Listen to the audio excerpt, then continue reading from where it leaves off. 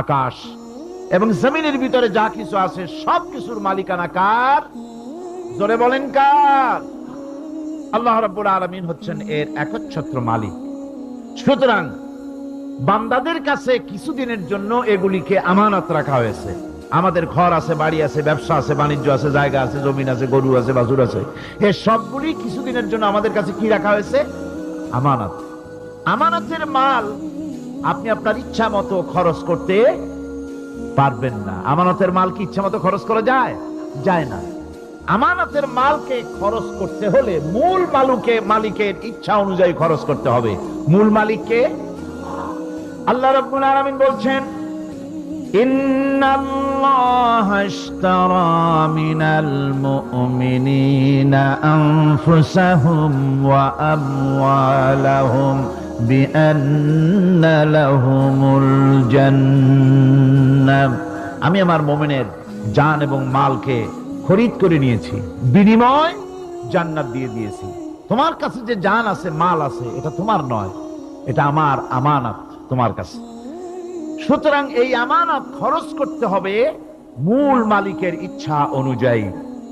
সমাজের এক শ্রেণীর লোক প্রচুর বিত্তের মালিক হবে, সমাজের এক শ্রেণীর লোক প্রচুর বিত্ত এবং সম্পদের মালিক হয়ে ভোগ বিলাসের আনন্দের স্রোতে ভেসে যেতে থাকবে, নিজেকে ভাসিয়ে দেবে। আর এক শ্রেণীর লোক অনাহারে অর্ধাহারে কষ্ট করবে। এ বিধান ইসলামের নয়। কেউ থাকবে 10 তলায় আর কেউ থাকবে গাছতলায়, কেউ খাবে পোলাও, কোরমা, বিরিয়ানি, আর কারো কিসমতে মরুচ পোড়াও হবে না। এ বিধান আল্লাহর নয়।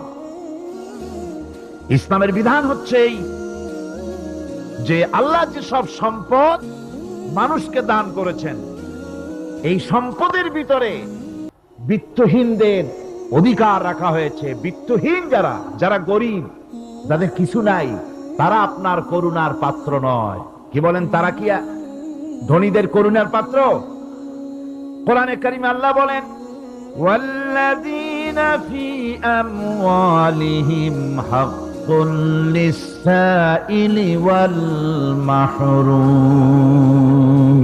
ধনীদের সম্পদের ভেতরে গরিবদের, বিত্তহীনদের অধিকার রয়েছে। সে অধিকার আদায় করে দাও। দান করা এমনি দিয়ে দেওয়া এক জিনিস, গরিবদেরকে, বিত্তহীনদেরকে ইসলাম করুণার পাত্র বানায় নাই, বলেছে অধিকার। অধিকারটা বড় মজবুত কথা, এ কথার লোড আছে, ওয়েট আছে। আপনার আমার সম্পদের, অর্থাৎ যাদের বিত্ত আছে, বিত্ত সম্পদওয়ালা সম্পদশালী লোকেদের সম্পদের ভেতরে গরিবদের অধিকার রয়ে গেছে। সে অধিকার আদায় করতে হবে। ইসলাম সকল মানুষের দারিদ্র দূর করে বেঁচে থাকার মৌলিক অধিকার প্রতিষ্ঠিত করেছে। রাসূল করিম সাল্লাল্লাহু আলাইহি ওয়াসাল্লাম বলেছেন, লাইসা লি ইবনি আদম হাক্কুন সিওয়া হাযিহিল খিসাল, বাইতুন ইয়াসকুনুহু ওয়া সাওবুন ইউয়ারি আওরাতাহু ওয়া জালফাল খুবজি ওয়াল মা। আখরাজাহু তিরমিজি। তিরমিজি শরীফের হাদিসের ভেতরে এসেছে, রাসূল করিম সাল্লাল্লাহু আলাইহি ওয়াসাল্লাম বলেছেন, প্রত্যেকটি বনি আদমের তার বাস করার জন্য একটা গৃহ, এবং লজ্জা ঢাকার জন্য, শীত নিবারণের জন্য তার বস্ত্র, আর ক্ষুধা মিটাবার জন্য তার পানি আর রুটি ইত্যাদির ব্যবস্থা করতে হবে। চাই সে মুসলমান হোক, আর হিন্দু হোক, আর খ্রিস্টান হোক, বনি আদম, আদমের সন্তান যে মানুষ, যে তার এই অধিকার ইসলাম প্রতিষ্ঠিত করেছে। আজ বলা হচ্ছে খাদ্য, বস্ত্র, বাসস্থান সমাধান দেবে অমুকরা তমুকরা, এরকমের স্লোগান হয় না? ওরা দিতে পারবে না, ওরা দিতে পারে নাই। খাদ্য, বস্ত্র, শিক্ষা, চিকিৎসা, বাসস্থানের গ্যারান্টি দিয়েছে কোরআন, দিয়েছে আল্লাহ রসুল জনাবে মুহাম্মদ রাসূলুল্লাহ সাল্লাল্লাহু আলাইহি ওয়াসাল্লাম। ইসলাম অর্থনৈতিক নিরাপত্তার জন্য যে সব পন্থা অবলম্বন করেছে, সেটা হচ্ছে যে সমাজের কর্মক্ষম সকল ব্যক্তি রুজির জন্য পরিশ্রম করবে, কেউ বসে থাকতে পারবে না। এটা হচ্ছে ইসলামের নিয়ম, কেউ বসে থাকতে পারবে না। কোরআনে কারীম বলছে, فإذا قضيت الصلاة فانتشروا في الأرض وابتغوا من فضل الله فإذا قضيت الصلاة যখন তোমার নামাজ সম্পূর্ণ হয়ে গেল ফান্তাশিরু ফিল আরদ ছড়িয়ে পড়ো আমার জমিনের উপরে ওয়াবতাগু মিন ফাদলিল্লাহ আর আমার অনুগ্রহ অনুসন্ধান করো। রুজি কামানো কোনো খারাপ জিনিস না। কেউ মনে করে সারাদিন বসে বসে আল্লাহর জিকির করব, কেউ দুনিয়াটারে ঝামেলা মনে করে জঙ্গলে চলে যেতে চায়। এটা নিয়ম না। আপনি বসে থাকতে পারবেন না, আপনাকে কাজ করতে হবে। রুজি কামাই করাটাকে কোরআনে কারিমে এতটা সম্মান দিয়েছে যেটাকে ফজলুল্লাহ বলা হয়েছে। ফজলুল্লাহ এটা আল্লাহর অনুগ্রহ, সুবহানাল্লাহ বলেন। এটাকে ফজলুল্লাহ বলা হয়েছে, এটা জিনাতুল্লাহ বলা হয়েছে। আপনি যে কাপড় চোপড় ব্যবহার করেন, এই কাপড় চোপড়ের ব্যাপারে আল্লাহ পাক প্রশংসা করেছেন। কাপড় চোপড় সুন্দর পরতে বলেছেন। তারপরে রুজি রোজগার হালাল করতে বলা হয়েছে এবং রুজি কামাবার ব্যাপারে হালাল ভাবে রুজি কামাবার জন্য ইন্সপিরেশন দেওয়া হয়েছে কোরআন এবং হাদিসে। রাসূল করিম সাল্লাল্লাহু আলাইহি সাল্লাম বলেছেন, আল কাসিবু হাবিবুল্লাহ, সহজে যে উপার্জন করে সে আল্লাহর বন্ধু। যে ব্যক্তি ঠেলা গাড়ি চালায়, কুলি মজুর রিকশা চালায়, নিন্দা নাই, তাকে নিন্দা করা যাবে না। রিকশাওয়ালাও একটা গুরুত্বপূর্ণ দায়িত্ব পালন করছে। কুমার, কামার, তাঁতি, জেলে, ধোপা, নাপিত সবাই কাজ করছে। প্রত্যেক কাজের সম্মান ইসলাম দেয়, সুবহানাল্লাহ কোন। সমস্ত কাজের সম্মান আছে, শুধুমাত্র সম্মান নাই চুরির কাজের, ডাকাতির কাজের, সন্ত্রাসের কাজের, চাঁদাবাজির কাজের, মাস্তানির কাজের। এই সব কাজ নিন্দনীয় এবং এই সব কাজ নিতান্ত বাজে কাজ। এ কাজের কোনো সম্মান নাই। সম্মান হচ্ছে নিজের হাতে কামাই করে সারা দিনে এক মুঠো খাবারও যদি খান, আপনার খাবারের চাইতে হালাল খাবার কারো হতে পারে না।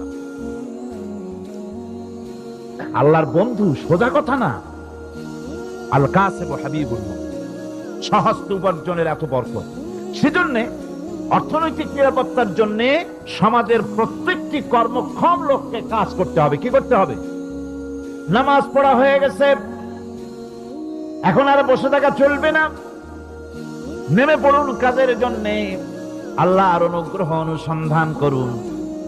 এরপরে আল্লাহ পাক বলছেন, আমার অনুগ্রহ রুজি কামাও, আর রুজি কামাবার সময় ওয়াজকুরুল্লাহ যিকরান কাসীরা লাআল্লাকুম তুফলিহুন। আর জিকির করবা আমার বেশি, আমার জিকির করবা।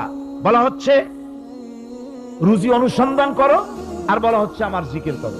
তো জিকির আর রুজি সন্ধানের ভিতরে সামঞ্জস্য কি? সামঞ্জস্যটা হচ্ছে এই যে আপনি যখন উযকুরুল্লাহ কাসীরান, আপনাকে বেশি করে জিকির করতে হবে। জিকির মানে কি? স্মরণ করা। জিকির মানে কি? স্মরণ করা। আল্লাহকে স্মরণ করে। রুজি যখন কামাতে যাবেন স্মরণ করবেন কারে? চিল্লায় কোন কারে? আপনি রুজি কামাবার জন্য চাকরি করতেছেন,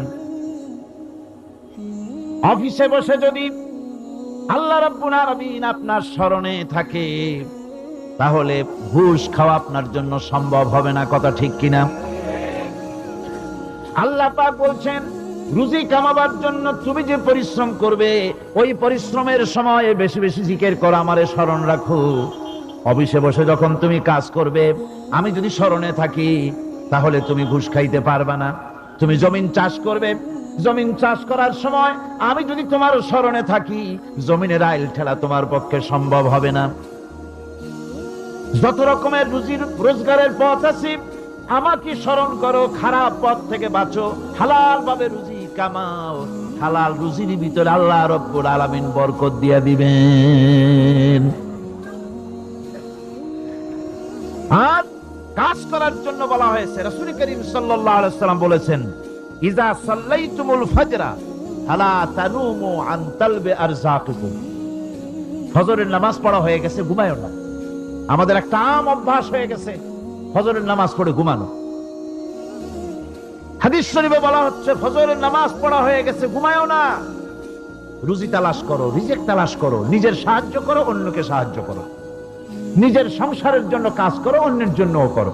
হালাল ভাবে রুজি কামাই করে বউকে একটা ব্লাউজ কিনে দিয়েছেন, একটা শাড়ি কিনে দিয়েছেন, বাচ্চাকে ক্লাসের বই কিনে দিয়েছেন, বাজার থেকে মাছ তরি তরকারি কিনে। অক্ষম ব্যক্তিদেরকে সহযোগিতা করবে, যারা নাকি উপার্জন করতে পারে না ওই জাতীয় লোকদেরকে তারা সহযোগিতা করবে। ওয়ায়াকফুলু গানিয়ুহুম ফাকিরাহুম, সেই সমাজের যারা নাকি সামর্থ্যবান তারা রোজগার করবে এবং গরিবদেরকে সহযোগিতা করবে। আল্লাহর নবী বলেছেন সে ব্যক্তি মুমিন নয়, সে ব্যক্তি মুমিন নয়, সেই ব্যক্তি মুমিন নয়। সাহাবায়ে কিরাম হতচকিত হয়ে উঠলেন, প্রশ্ন করলেন নবীজি কোন ব্যক্তি মুমিন নয়? আল্লাহর নবী বলেন যেই ব্যক্তি পেট পুরে আরাম করে ঘুমায় গেল এ কথা জানার পর যে তার প্রতিবেশী না খেয়ে শুয়ে আছে, ক্ষুধার যন্ত্রণায় কাতরাচ্ছে, এ কথা জানার পরে যেই মুসলমান ব্যক্তি আরাম করে পেট ভরে খেয়ে ঘুমায় সে কখনো মুমিনের দাবি করতে পারে না, মুমিন হতে পারে না। কত বড় কথা! ইসলাম মানুষকে তাগিদ করেছে তার প্রতিবেশীর উপরে লক্ষ্য রাখার জন্য, তার প্রতিবেশীকে লক্ষ্য রাখার জন্য, গরিব মানুষের প্রতি লক্ষ্য রাখার জন্য। রাসূল করিম সাল্লাল্লাহু আলাইহি ওয়াসাল্লাম বলছেন আইয়ু রাজুলিন মাতা দিয়ান বাইনা আগনিয়ায় ফাকাদ বারিয়াত মিনহুম জিম্মাতুল্লাহি ওয়া রাসূলুহু। আল্লাহর নবী বলেন কোন ধনী ব্যক্তিদের মাঝে কোন গরিব প্রতিবেশী যদি না খেয়ে মারা যায় তাহলে ওই এলাকার বিত্তশালী লোকদের সাথে আল্লাহর সমস্ত সম্পর্ক, রাসূলের সব সম্পর্ক ছিন্ন হয়ে যায়। কে বলতে পেরেছে এত বড় কথা? মানুষের অর্থনৈতিক নিরাপত্তার জন্য কত বড় কথা বলেছে ইসলাম, বলেছে বিশ্বনবী জনাবে মুহাম্মদ রাসূলুল্লাহ সাল্লাল্লাহু আলাইহি ওয়াসাল্লাম। আল্লাহ রাব্বুল আলামিন বলেন ধনীদের হাতে যেন সম্পদগুলি পুঞ্জীভূত হয়ে না যায়, কাইলা ইয়াকুনা দুলাতাম বাইনাল আগনিয়াই মিনকুম, তোমাদের ধনীদের হাতে যেন সম্পদগুলি, সমাজের সম্পদগুলি যেন পুঞ্জীভূত না হয়, সেগুলি বরং ছড়িয়ে আস্তে করে যেন সমস্ত গরিব যেন সাধারণের কাছে যেতে পারে সে ব্যবস্থা করতে হবে। যাকাত প্রদানের মাধ্যমে ধনীদের কাছ থেকে নিয়ে গরিবদেরকে দিয়ে দিতে হবে।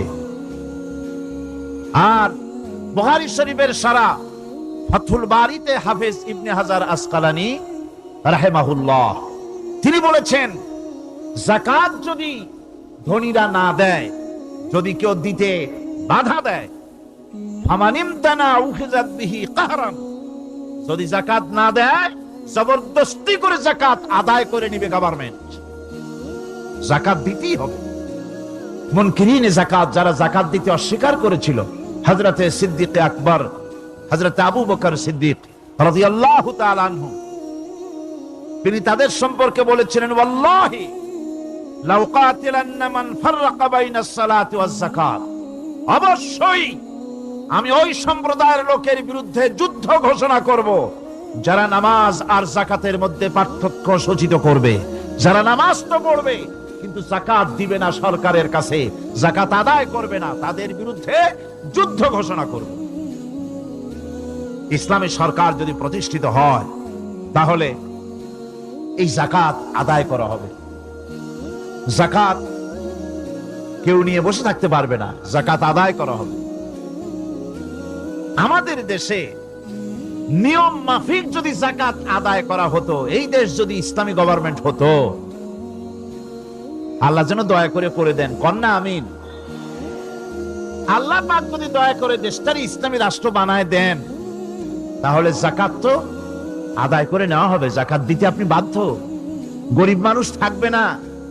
এখনো বাংলাদেশের নিয়ম মাফিক যদি যাকাত আদায় করা হয়, নিয়ম মাফিক মানে সোনার যাকাত, রূপার যাকাত, নগদ ক্যাশের যাকাত, ফসলের ওষুধ সঠিকভাবে যদি আদায় করা হয় তো একেবারে কম করে হলেও 1000 কোটি টাকা যাকাতের টাকা কালেকশন হতে পারে।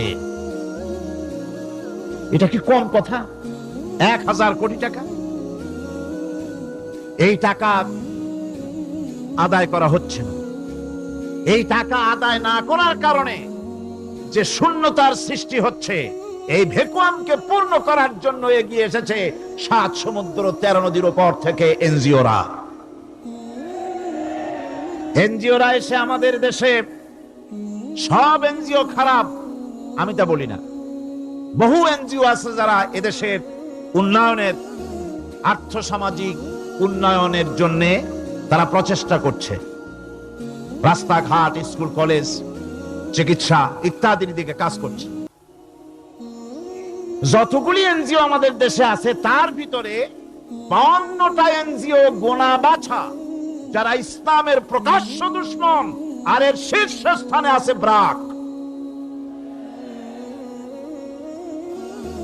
এই এনজিও গুলি তারা আমাদের দেশে এসে সুদি কারবার শুরু করেছে, পরিপূর্ণভাবে সুদের কারবার। ব্যাংকের থেকে যদি আপনি লোন নেন তাহলে 15 or 17% ইন্টারেস্ট দিতে হবে, আর ওদের কাছ থেকে যে সুদ, যে টাকা নেওয়া হয় সেই টাকায় গ্রামীণ ব্যাংক থেকে শুরু করে ব্রাক বলেন, কারিতাস বলেন, অক্সফাম বলেন, অ্যাডাপ বলেন, যেগুলি আছে এগুলি সুদ নেয় 30 থেকে 34% পর্যন্ত।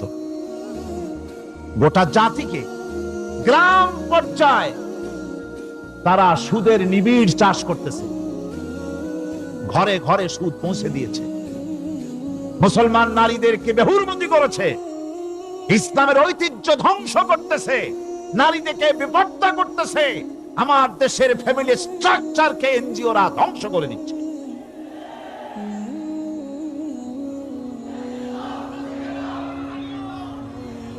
সুতরাং এনজিওরা এই সুযোগটা পেত না যদি জাকাত কালেকশন করা হতো, আর জাকাত দিয়ে, জাকাত যে সব জায়গায় খরচ করতে হয় সেই খরচ করার জায়গাগুলিতে সঠিকভাবে যদি ব্যয় করা হতো এই অবস্থা হতো না।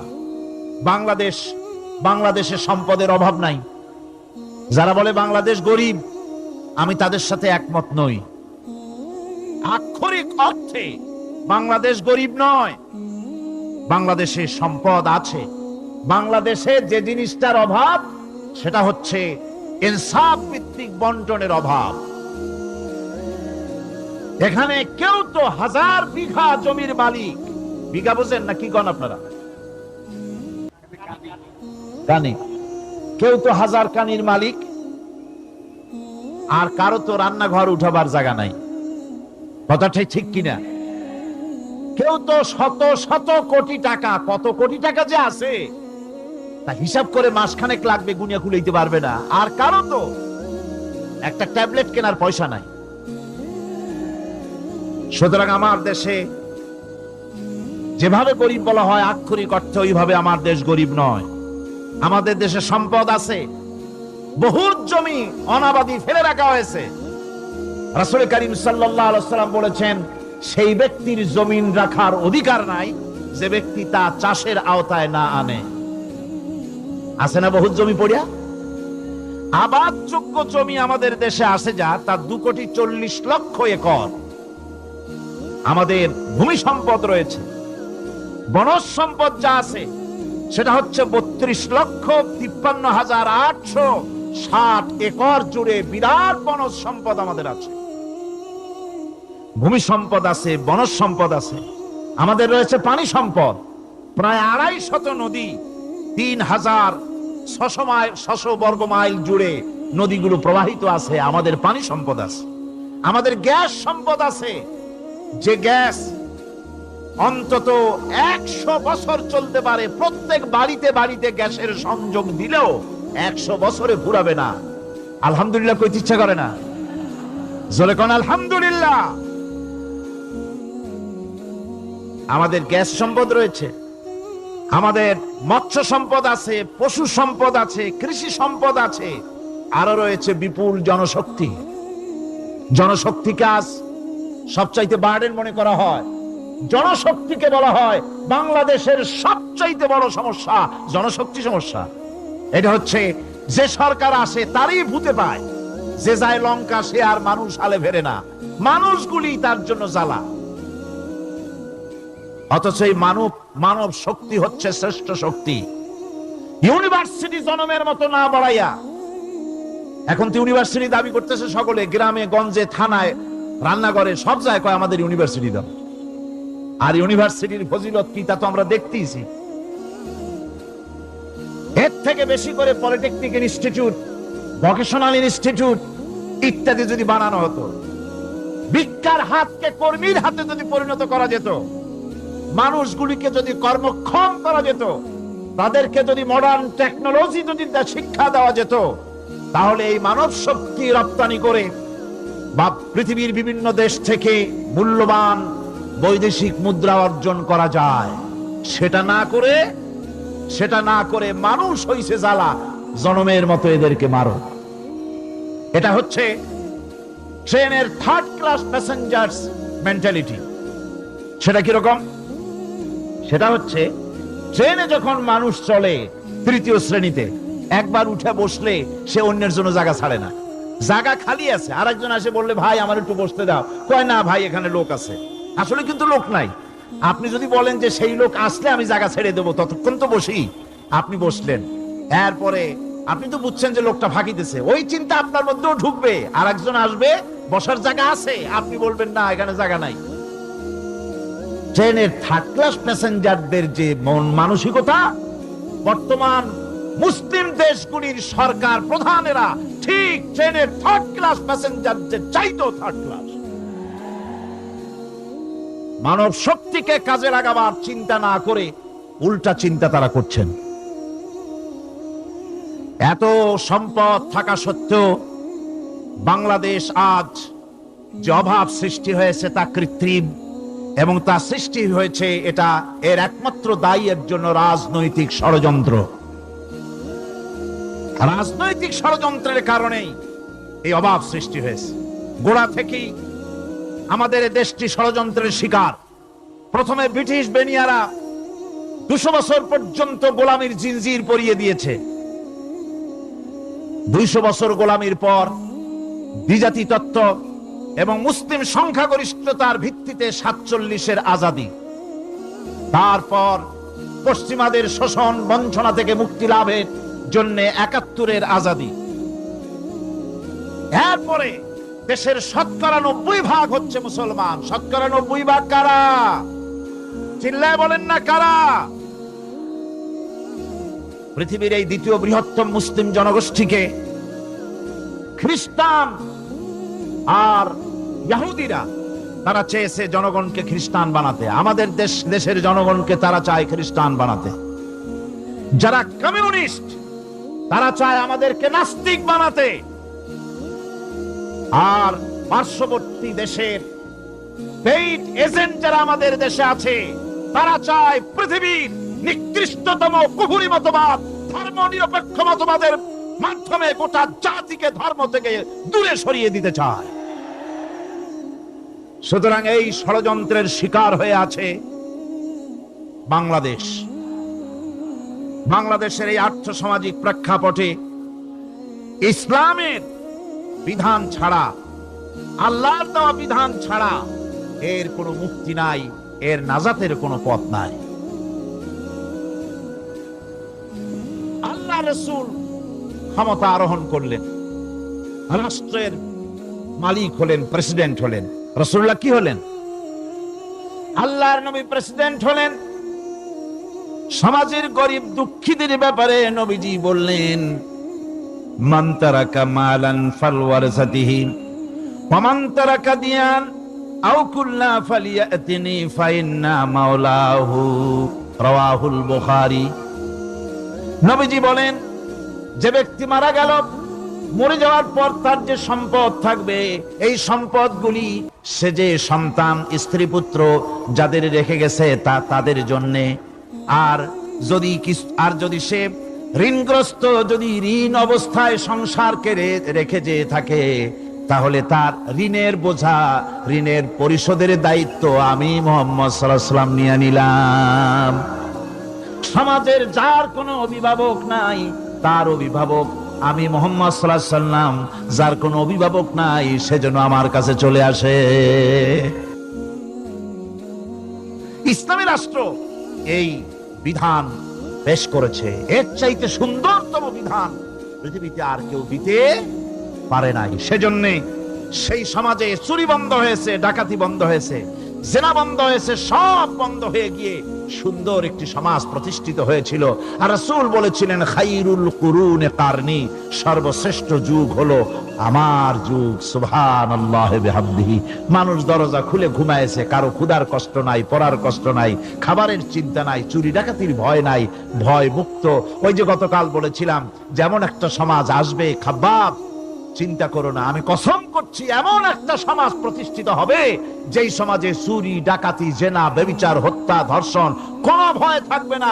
লা ইয়াখাফু ইল্লাল্লাহ, আল্লাহ ছাড়া কারো কোনো ভয়, মনের ভিতরে ভয় থাকবে না। ওয়ালাকিন্নাকুম তাস্তাজিলুন, তোমরা বড্ড তাড়াহুড়ো করতেছো, বেসবর হচ্ছ, সবর করো, তাড়াহুড়ো করো না, এমন সমাজ আসবে। রাসূলুল্লাহ এরকম একটা সমাজ গোটা পৃথিবীবাসীকে উপহার দিতে পেরেছিলেন না পারেন নাই? পেরেছিলেন কিনা? সেই কথাই আল্লাহ রাব্বুল আলামিনের কথার সঙ্গে বার মিলান। লাইসাল বিররা আন তুওয়াল্লু বুজুহাকুম কিবালাল মাশরিকি ওয়াল মাগরিব, পূর্ব পশ্চিমে কত মাথা ঘুরালে, চেহারা ঘুরালে এটাই কিন্তু তোমার পুণ্যবান হওয়ার জন্য, নেককার হওয়ার জন্য যথেষ্ট নয়। বরং যথেষ্ট হলো আল্লাহর প্রতি ঈমান আনো, কিতাবের প্রতি, পরকালের প্রতি, ফেরেশতার প্রতি, নবীদের পরে ঈমান আনো, আর আল্লাহর মহব্বতে, আল্লাহর প্রেমে উদ্বুদ্ধ হয়ে আর একটা বড় কাজ করো, সেটা হলো ওয়াতাল মালা আলা হুব্বিহি যাবিল কুরবা ওয়াল ইয়াতামা ওয়াল মাসাকিন ওয়াবনাস সাবিল ওয়াস-সাইলিনা ওয়া ফির রিকাবি ওয়া কামাস সালাতা ওয়া আতাজ যাকাত والموفون بعهدهم إذا عاهدوا والصابرين في البأساء والضراء وحين البأس أولئك الذين صدقوا وأولئك هم المتقون। আরেকটি গুরুত্বপূর্ণ কাজ করতে হবে আল্লাহ পরকালে বিশ্বাস করার সাথে সাথে, সেটা হলো এই, তোমাদের জানের মতো প্রিয় ধন এবং সম্পদকে আল্লাহর মহব্বতে খরচ করতে হবে। সেজদা দিয়া কপালে দাগ লাগাইছো কিন্তু প্রতিবেশীকে সাহায্য করো নাই, গরিবদেরকে দাও নাই, এতিমকে দাও নাই, বোনকে ঠকাইছো, মেয়েকে ঠকিয়েছো, তোমার ওই সেজদায় কিয়ামতে কাজ দিবে না। প্রকৃতপক্ষের নেককার পুণ্যবান হওয়ার জন্য গরিব জনসাধারণকে সহযোগিতা করতে হবে। এরপরে মাঝখান থেকে যেটা বাদ দিয়েছিলাম, বলেছিলাম নামাজ এবং যাকাত। আমি যাকাতটা কালকে আগে নিয়ে এসেছিলাম, নামাজটা ছিল আগে। সেই নামাজটা যেহেতু আলাদা একটা বিষয় হবে, আর যাকাতটা সাদকার সাথে সামঞ্জস্য আছে, সেই জন্য যাকাত আর সাদাকার কথাটা একসঙ্গে মিলাই বলেছিলাম। এখন শুরু করছি নামাজ। সালাত, সালাত এর আবিধানিক অর্থ হচ্ছে কোন জিনিসের দিকে মুখ ফিরানো। সালাতের অর্থ হচ্ছে নিকটবর্তী হওয়া, মুখ ঘুরানো, মুতাওয়াজ্জা হওয়া। ওই যে হযরত ইব্রাহিম আলাইহিস সালাম বলেছিলেন, ইন্নী ওয়াজ্জাহতু ওয়াজহিয়া লিল্লাযী ফাতারাস সামাওয়াতি ওয়াল আরদ। জানেন আপনারা? পড়েন, ইন্নী وجهت وجهي للذي فطر السماوات والأرض حنيفا وما أنا من المشركين। নিশ্চয় আমার মুখ ঘুরায় দিলাম কার দিকে? যিনি আকাশ এবং জমিনের স্রষ্টা, সব কিছুর মালিক যিনি, তার দিকে আমি মুতাওয়াজ্জা হলাম। নামাজের অর্থই হচ্ছে মুতাওয়াজ্জা হওয়া, মুখ ঘুরিয়ে দেওয়া, চেহারা ঘুরিয়ে দেওয়া। আর নামাজের আরেক অর্থ হচ্ছে নিকটবর্তী থেকে আরো নিকটবর্তী হওয়া। আমরা কি নিকটবর্তী হতে চাই? না বুঝলে কবেন কি? নিকটবর্তী হইতে চাই কার? আল্লাহ। আমরা কি আল্লাহর নিকটবর্তী হতে চাই? আল্লাহ রাব্বুল আলামিন বলেন, নিকটবর্তী হতে হলে ওয়াসজুদ ওয়াকতারিব, সেজদা দাও আর সেজদার মাধ্যমে আমার নিকটবর্তী হয়ে যাও। সেজদা দিলেই আল্লাহর নিকটবর্তী হওয়া যায়। কোন সুবহানাল্লাহ। সাহাবী, আল্লাহর নবীর সাহাবী প্রশ্ন করেছেন, নবীজি বান্দা কখন আল্লাহর নিকটবর্তী হয়ে যায়? নবীজি বলেছেন, বান্দা যখন সেজদা দেয় তখন আল্লাহর বান্দার মাঝে কোনো হিজাব থাকে না, একদম আল্লাহ পাকের নিকটবর্তী হয়ে যায় বান্দা যখন সেজদায় পড়ে যায়। সুতরাং নামাজ হচ্ছে নিকটবর্তী হওয়া, সালাত এটা হচ্ছে নিকটবর্তী হওয়া। নামাজ ফরজ হওয়ার কারণ হচ্ছে এই যে মানুষ আল্লাহর বান্দা বা গোলাম হিসেবে সৃষ্টি হয়েছে, তাই একমুখী হয়ে রবের বন্দিগি করা এটা হচ্ছে তার স্বাভাবিক একটা প্রকৃতি। আল্লাহ রাব্বুল আলামিন এই প্রকৃতির দাবি মিটাবার জন্যই নামাজের ব্যবস্থা করেছেন। মানুষের ফিতরত, মানুষের নেচার, মানুষের ফিতরত হচ্ছে এই যে কারো না কারো কাছে মাথা নত করা, হাত জোড় করা, মাথা নত করা, সার্বভৌমত্বের মালিক কাউকে মনে করা। হাত জোড় করতে হলে, মাথা নত করতে হলে, সার্বভৌমত্বের মালিক হিসেবে কাউকে গ্রহণ করতে হলে আল্লাহর বিকল্প কেউ আছে নাকি? ইসলামের মূল দাওয়াতটা হলো ফিতরত অনুযায়ী দাওয়াত দেওয়া হয়েছে। মানুষ যেন মাথা নত করে, গোলামি করে। এজন্য আল্লাহ রাব্বুল আলামিন বলেছেন যে আমি মানুষ এবং জিনকে সৃষ্টি করেছি, তার কারণটাই হলো মা খালাকতুল জিন্না ওয়াল ইনসা ইল্লা লিয়াবুদুন। মানুষ আর জিন জাতিকে সৃষ্টি করা হয়েছে ইবাদতের জন্য, গোলামির জন্য। ইবাদত আর গোলামি এটাই করতে হবে, গোলামি করতে হবে, দাসত্ব করতে হবে। আর এই দাসত্ব, আল্লাহর আনুগত্য, এই গোলামির দাওয়াত দিয়েছেন দুনিয়ার সব নবীরা। কোন নবী বলেন নাই যে আমার গোলামি করো। কেউ বলেছেন? বলেন জোরে, কেউ বলেছেন? আল্লাহ পাক বলেন, ওয়ালাকাদ বা'আসনা ফি কুল্লি উম্মাতির রাসূলা আন ইবুদুল্লাহা ওয়াজতানিবুত তাগুত।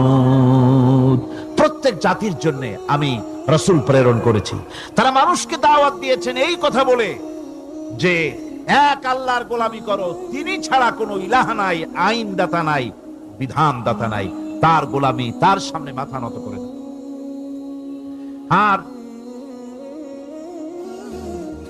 প্রত্যেক নবীর যুগেই নামাজ রোজা শরীয়তের মধ্যে ছিল।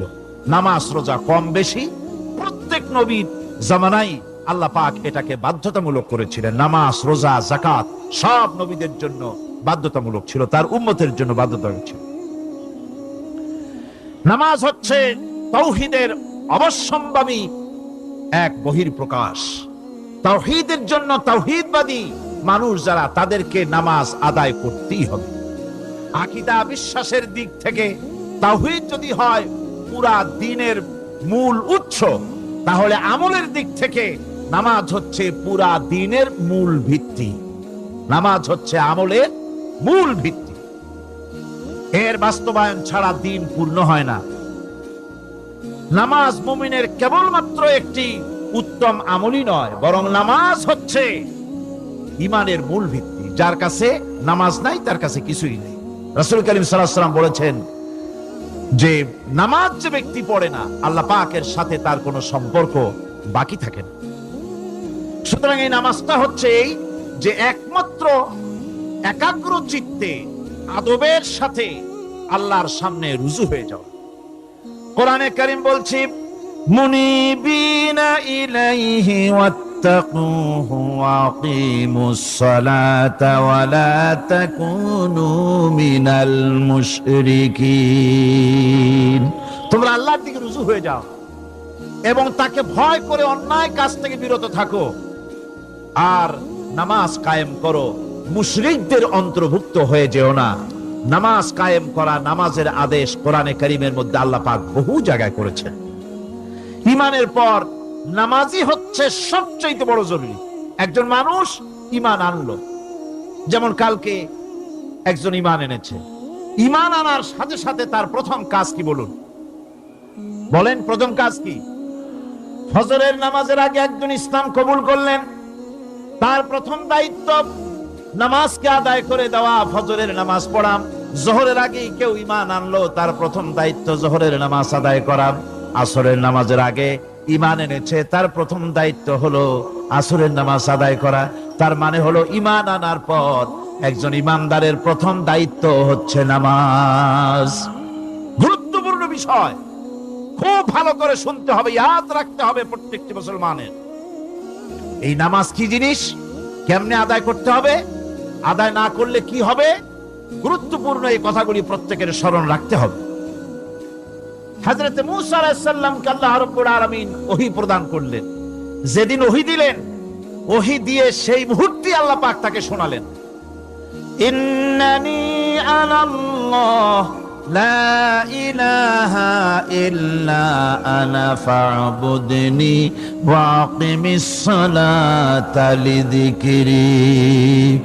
নিশ্চয়ই আমি আল্লাহ, আমি ছাড়া কোন ইলাহ নাই, আমার গোলামি করো, আমার দাসত্ব করো, আর আমার শরণার্থে নামাজ কায়েম করো। নামাজ নামাজ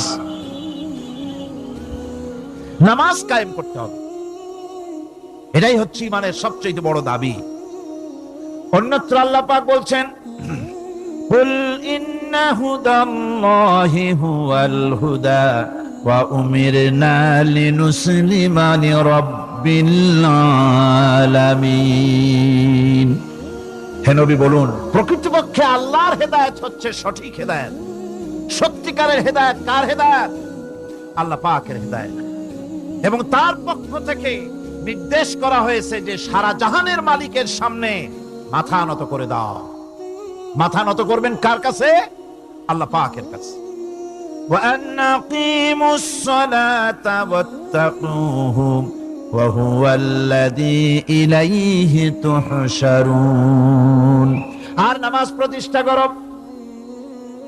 আল্লাহ রাব্বুল আলামিনের ভয়তে সমস্ত অপরাধমূলক কাজ থেকে, অসামাজিক কার্যকলাপ থেকে বিরত থাকেও।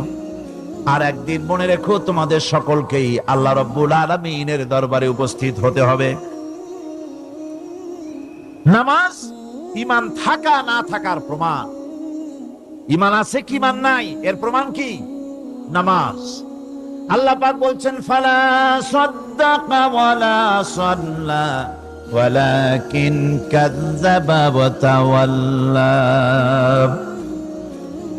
কিন্তু না সে সত্য মেনে নিল, আর না সে সালাত আদায় করলো, বরং সত্যকে মিথ্যা মনে করে ফিরে গেল। নামাজটাই হচ্ছে একজন মানুষের সে মুমিন না কাফের তা প্রমাণ করার জন্য, এটাই হচ্ছে মূল কথা। কিয়ামতের দিন মানুষ যে জাহান্নামে যাবে, জাহান্নামের জন্য, জাহান্নামে যে সব কারণে যাবে তার মধ্যে বড় কারণ কালকে বলেছিলাম, দেখি মনে আছে নাকি?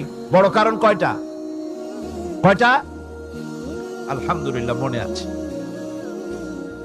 আল্লাহ রাব্বুল আলামিন বলেন, ইয়াতাসাআলুনা আনিল মুজরিমিন। কিয়ামতের দিন অপরাধীদেরকে জিজ্ঞেস করা হবে, মা সালাকাকুম ফি সাকার, জাহান্নামে কেন আসছো? জবাবে তারা বলবে, ক্বালু লাম নাকু মিনাল মুসাল্লিনা ওয়া লাম নাকু নুতঈমুল মিসকিন। নামাজ পড়ি নাই, আর এতিম মিসকিনদের খেতে দেই নাই, এই কারণেই জাহান্নামে এসেছি। কল নাউযুবিল্লাহ। নামাজ যারা পড়বে না জাহান্নামে যেতে হবে। কোথায় যেতে হবে? কেউ কেউ মনে করতে পারবেন নামাজের ওয়াজ তো বহু শুনছি, এর চাইতে গুরুত্বপূর্ণ জিনিস আর নাই। নামাজের চাইতে গুরুত্বপূর্ণ ইবাদত আল্লাহর সৃষ্টি করেন নাই। মুসলমানের জন্য সর্বশ্রেষ্ঠ ইবাদত কি? চিল্লায় এখন জোরে বলেন কি? এই নামাজ। আকসার মানুষের নামাজ হয় না। যারা আমরা নামাজ পড়ি, বহু লোকের নামাজ পড়ে ঠিক, কিন্তু নামাজ আদায় হয় না। আমি সে কথা বলবো সামনের দিকে, প্রাণ খুলে শুনবেন। কাজে লাগবে ইনশাআল্লাহ। কোন ইনশাআল্লাহ? আকীদাগত দিক থেকে ঈমান হলো তাওহীদের স্বীকৃতি, আর আমলের দিক থেকে নামাজ হচ্ছে তাওহীদের বহিঃপ্রকাশ। আপনি মুসলমান তা প্রমাণ হবে নামাজ দিয়ে। নামাজহীন ঈমানের দাবি মূল্যহীন। যার নামাজ নাই তার ঈমানের দাবি করার কোনো মূল্যই নেই। অনেক এরকম কথা বলে, হুজুর আমি মানুষটা নিতান্ত খারাপ না, যাই মনে করেন, গ্রামে রাস্তা বানাইছি, ব্রিজ করে দিয়েছি, কালভার্ট করেছি, এতিম মিসকিনদের তাও মাঝে মধ্যে খাবার দেই। নামাজ হচ্ছে ইসলামের গণ্ডির মধ্যে প্রবেশের প্রমাণ। কোরআনে কারীম বলছে ফাইন তাবু ওয়া আকামুস সালাতা ওয়া আতাউস যাকাতা ফাইখওয়ানুকুম ফিদ্দীন। সূরা তাওবা এসেছে। তারা যদি তওবা করে আর নামাজ কায়েম করে, যাকাত যদি আদায় করে, তাহলে এখন তোমাদের সে দ্বীনি ভাই, এখন ভাই হয়ে গেল। একটু আগে ছিল কাফের মুশরিক, এখন তোমার দ্বীনি ভাই। দ্বীনের গণ্ডির মধ্যে প্রবেশ করা কলেমা পড়ার সাথে সাথেই নামাজ। নামাজ হচ্ছে দ্বীনের প্রধান গেট, দ্বীনের প্রধান তোরণ। দ্বীনের মধ্যে প্রবেশ করার জন্য এই গেট দিয়ে প্রবেশ করতে হবে। সুতরাং এই নামাজের এতই গুরুত্ব দেওয়া হয়েছে। ইসলাম যদি ক্ষমতায় আসে, আল্লাহ যেন এনে দেন, জোরে কোন আমিন। ইসলাম যদি ক্ষমতায় এসে যায়, রব্বুল আলামিন তাফসীরের মাহফিল, কোরআন সামনে নিয়া আশা করে তোমার দরবারে দোয়া করি, এই বিশাল জনসমুদ্রের দোয়া কবুল করো মাবুদ গো, এই বাংলাদেশকে ইসলামের দেশ বানাইয়া দাও। দেশটা যদি ইসলামের হয়ে যায়, আইন যদি আল্লাহর হয়, শাসন যদি সৎ লোকেরা করে, রব্বুল আলামিন কোরআন শরীফে বলেন, তাহলে তারা 4টা কাজ করবে। আল্লাযীনা মাক্কান্নাহুম ফিল আরদ আকামুস সালাতা ওয়া আতাউজ যাকাত ওয়া আমারু বিল মা'রুফি ওয়া নাহাউ আনিল মুনকার। মুমিনেরা ক্ষমতায় এসে প্রথম যে কাজটা করবে, প্রথমে ক্ষমতা এসেই নামাজ বাধ্যতামূলক করবে। প্রথম কি? ওয়াজ নসিহতে অনুরোধ করা হবে না, বাবাজিরা আল্লাহর রাস্তায় নামাজটা পড়েন না। রেডিও এবং টেলিভিশনের মাধ্যমে রাষ্ট্রপ্রধান অর্ডার করে দিবেন, আজ থেকে বাংলাদেশের 12 কোটি তাওহীদি জনতা, নারী পুরুষ যারা আকেল বালিগ, সকলের জন্য নামাজ বাধ্যতামূলক, নামাজ পড়তেই হবে। এটা অর্ডার। বেলা যখন 1টা বেজে যাবে, বেলা যখন 1টা বাজবে, সমস্ত মসজিদে আজান শুরু হয়ে যাবে। আজানের সাথে সাথে অফিস, আদালত, কল কারখানা, ক্ষেত খামার, শিক্ষাঙ্গন সব ডেডলক হয়ে যাবে। আধা ঘন্টার জন্য বন্ধ হয়ে যাবে। যারা মুসলমান অফিসে, কলেজে, ইউনিভার্সিটিতে, সর্বত্র তারা নামাজের জন্য প্রস্তুতি নেবেন। আধা ঘন্টার ভিতরে নামাজ আর খানা সেরে আবার কলেজ চলবে, বিশ্ববিদ্যালয় চলবে, কল চলবে, কারখানা চলবে, ক্যান্টনমেন্ট চলবে, সেক্রেটারিয়েট চলবে, সব আপন গতিতে চলতে থাকবে। আল্লাহর রহমত, বরকত আকাশ ফেরে নাজিল হয়ে যাবে। আর এই অর্ডার যে দেওয়া হবে, নামাজ পড়বেন, নামাজ পড়বেন সেখানে। থানায় যখন আজান হবে, থানায় আজান হয়ে গেছে, থানার স্টাফ, পুলিশ যারা আছে, জামাতে খাড়া হয়ে যাবে, ইমামতি করবেন ওসি সাহেব। এসপির অফিসে এসপি সাহেব ইমামতি করবেন, ডিসি সাহেব তার অফিসে ইমামতি করবেন, মন্ত্রী সেক্রেটারিয়েট ইমামতি করবেন, প্রেসিডেন্ট বঙ্গভবন ইমামতি করবেন, বিশ্ববিদ্যালয়ের ভাইস চ্যান্সেলরের ইমামতিতে সে জায়গার মুসলমান ছাত্র ছাত্রী, শিক্ষক শিক্ষয়িত্রী এক জামাতে নামাজ আদায় করবে। এই যদি হয় চিত্র দেশের, অপরাধ থাকবে? থানায় ওসি সাহেব নিজেই যদি জামাতের ইমামতি করেন, এইভাবে নামাজ আদায় করেন পুলিশদের নিয়ে জামাতে, ঘুষ আর খাবে তারা? এসপি সাহেবের অফিসে, ডিসি সাহেবের অফিসে মন্ত্রীরা যদি ভাবে নামাজ কায়েম করে, তাহলে কি অন্যায় অপরাধ কিছু থাকবে সমাজে? থাকবে না। সুতরাং নামাজ বাধ্যতামূলক করে দেওয়া হলো। নামাজ বাধ্যতামূলক, সকলকে নামাজ পড়তে হবে।